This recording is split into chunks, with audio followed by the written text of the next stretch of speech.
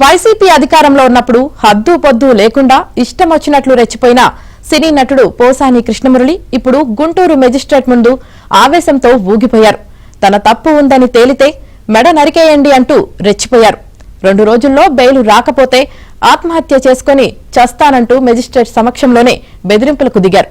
జడ్జిని emotional blackmail చేశారు.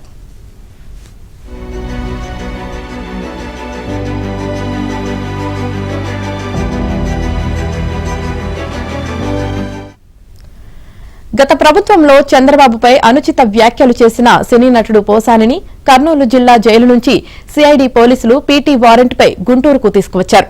ప్రస్తుతం తనకు 70 సంవత్సరాల వయసని, ఇప్పటికే 2 సార్లు స్టంట్స్ వేశారని, గొంతుకు పెరాలసిస్ తరహా రోగం వచ్చిందని, ప్రతి 3 నెలలకు ఒకసారి ఆసుపత్రికి వెళ్లి పరీక్షలు చేయించుకోవాలని జడ్జికి పోసాని చెప్పారు. ఈ వయసులో ఈ విధంగా వేధించడం దారుణమన్నారు.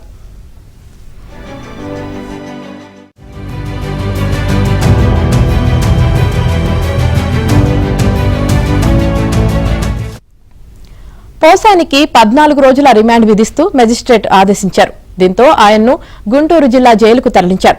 పోసానిపై తెనాలి, బాపట్లలో కూడా కేసులు నమోదయ్యాయి. ఈ కేసుల్లో ఇప్పటికే పీటీ వారెంట్లు తీసుకున్నారు.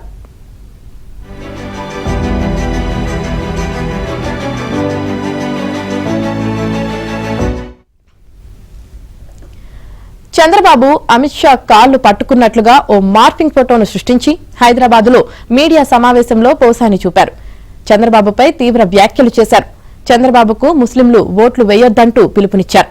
ఈ వ్యాఖ్యలపై బండారు వంశీకృష్ణ అనే వ్యక్తి గత ఏడాది అక్టోబర్ 9న సిఐడి అదనపు డీజీకి ఇచ్చిన ఫిర్యాదు మేరకు పోసానిపై కేసు నమోదు చేశారు. ఈ కేసులో పీటీ వారెంట్పై బుధవారం ఆయన్ను గుంటూరు కోర్టులో హాజరుపరిచారు.